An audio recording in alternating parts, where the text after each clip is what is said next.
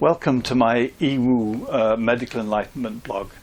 At the moment we're in the middle of the COVID-19 epidemic, and so I think it's interesting for me just to talk a little bit about government responses to epidemics like this.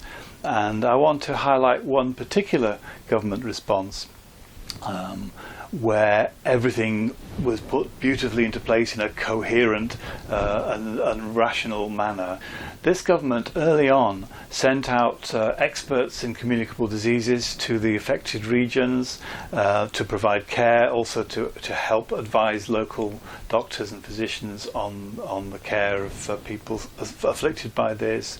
The government arranged for social support and financial support for food supplies to be made available and pastoral care to be delivered to those areas that were most badly affected.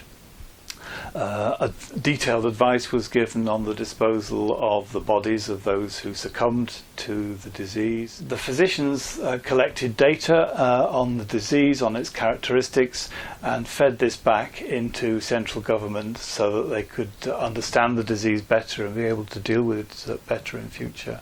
And so we had a whole raft of responses from this government that were very joined up, including quarantining people and a whole load of protective measures to cut down on spread. And where was this? Was this Sweden? Was this New Zealand? Was it Korea? Where was this? This was actually China. And this was China about 1,000 years ago in the Song dynasty, which ran from about 960 AD to 1200 and something AD. So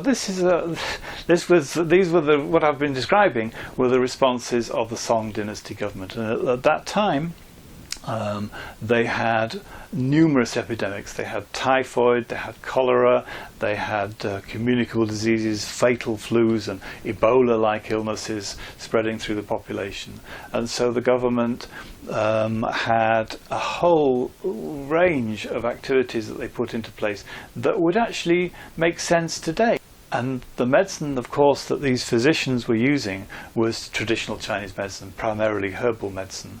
And so they gained massive experience of treating millions of people with various types of febrile disease and communicable diseases like this, and they wrote it all down. They looked very closely at the patients. They examined their symptomatology patterns. They looked at the way the disease progressed when it was untreated or when it was treated, and they were meticulous in their approach to understanding the diseases.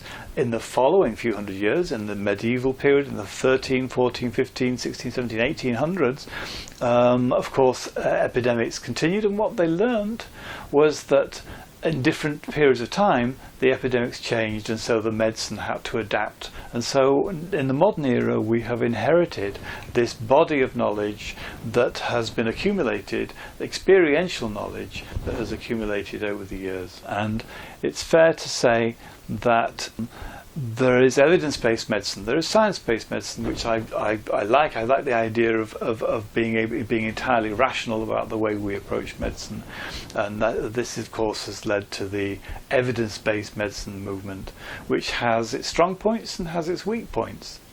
There's also Chinese medicine, which I think is also a type of EBM, and it's experience-based medicine. It's medicine based on people, physicians, actually working at the coalface of medicine and treating patients, often in epidemics and people dying, of the very serious business of saving lives. So those things are both important. I think evidence-based medicine based on science gives modern medicine some of its power, a lot of its power, and experience-based medicine shouldn't be shunned either, because experience is what clinical practice is really about. And so experience-based medicine is like a path through the forest in many ways, or tradition is like a path through the forest. And it takes you reliably from A to B, and you know that because so many people have trodden that path before and found that it takes them from A to B.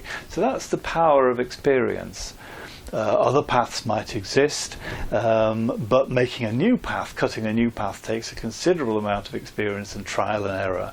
So I would say that that Chinese medicine is the experience-based medicine par excellence, because it's written things down, because it's been intellectual. It's been an intellectual activity for thousands of years, and evidence-based medicine is the medicine of rational, should we say, reductionism par excellence, which has power as well. And even how much greater is the power when we bring those two together, when we use both systems, as they often do in Korea, in China and Vietnam and Japan and those countries, where they're more pragmatic in a sense, where they can realize that modern medicine has is able to do some things well and is able to do other things less well, and that Chinese medicine often can do the things that modern medicine does less well better, if that makes any sense. Anyway, that's me talking about epidemics and approaches to epidemics, and the way that we should perhaps pay some regard to the experience of thousands of years of treating these things. So please like and share these broadcasts if you would, please. I think that this information is different to the kind of information that people usually get about Chinese medicine, and I think that it will help understanding and help build bridges if more people get to hear a different perspective on this medicine. So thank you very much for listening. Don't forget to share, like, comment or whatever, and I look forward to seeing you in the next session.